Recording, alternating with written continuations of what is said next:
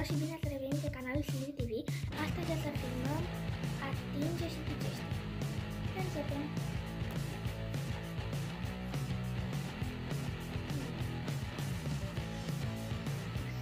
Aceasta este prima.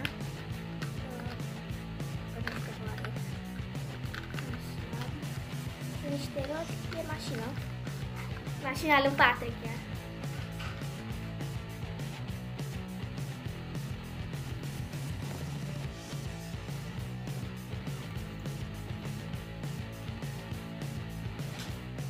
Este un copil. Să nu cape pe el.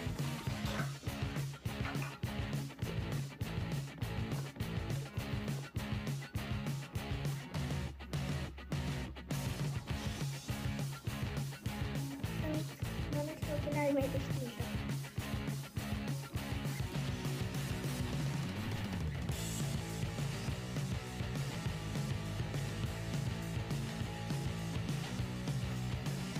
M-am speriat de ea.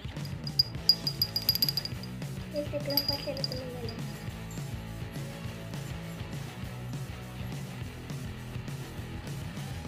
Iar m-am speriat de el.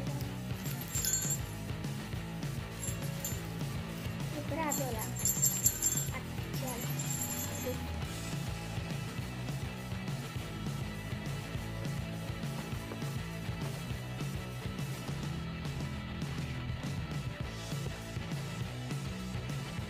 E gătit. E un gafel.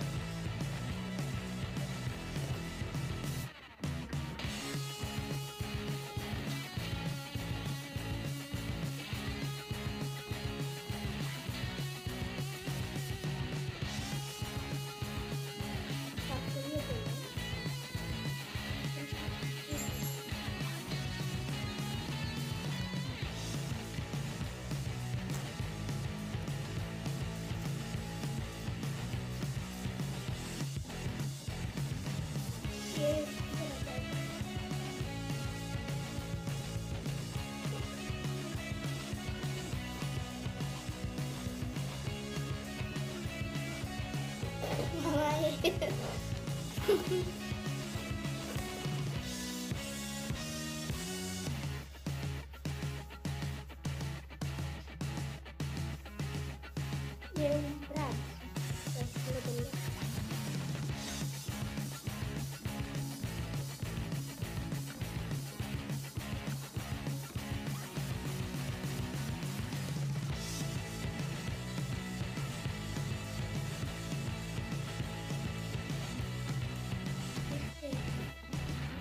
Nu știu, un băț aici, știi? A, e pipetă?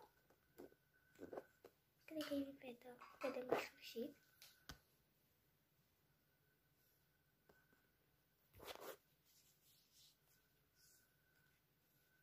E portocaliu.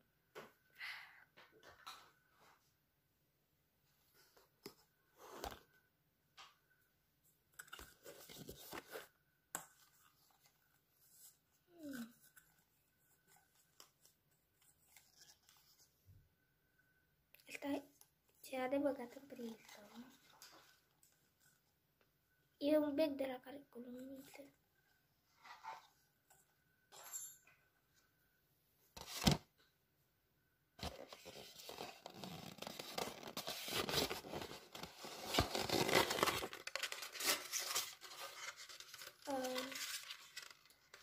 Cum să nu cunosc marfa? Este un vulcan artificial pe care trebuia să-l fac.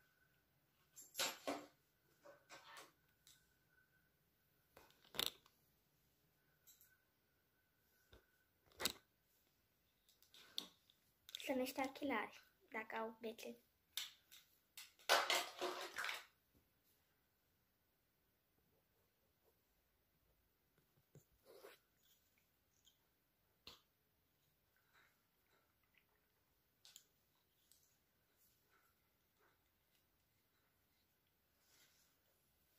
Parfum.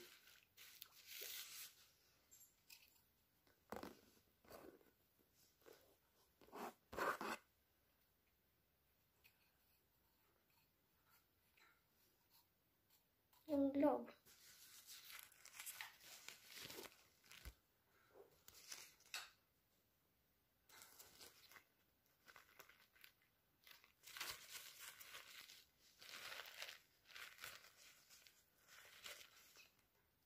cutie de șervețel.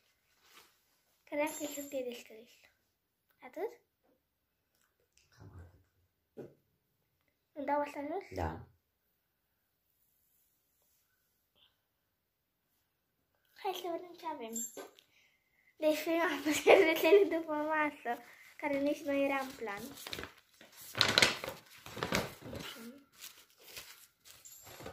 Vulcanul artificial, pe care trebuia să-l fac practic. Acest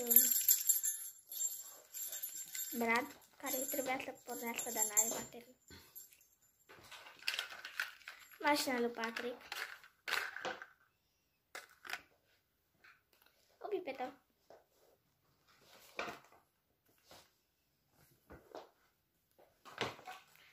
Un bec. L-am nimerit mai repede decât mă gândeam. Un glob. Bănuiesc că le-ați văzut și la mâine în mână, dar mai bine să vă arăt. Niște ochelari.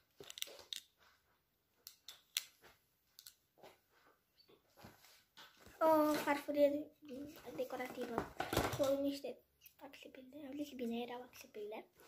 O portocală.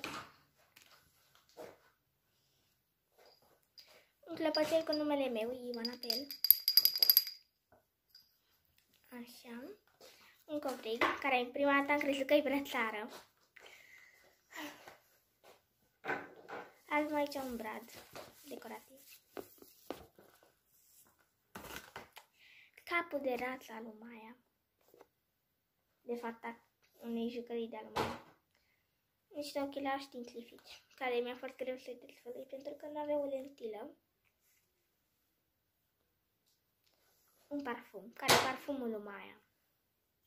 Cum să fie lui Maia? Da. Așa. Cum ăsta părul. Și o chestie de asta. Două cadere decorative. Și da, cam atât. Cam atât a fost vlogul. Apăsați pe like și pe subscribe. Și ne vedem în videoclipul viitor. Pa! Pa, pa!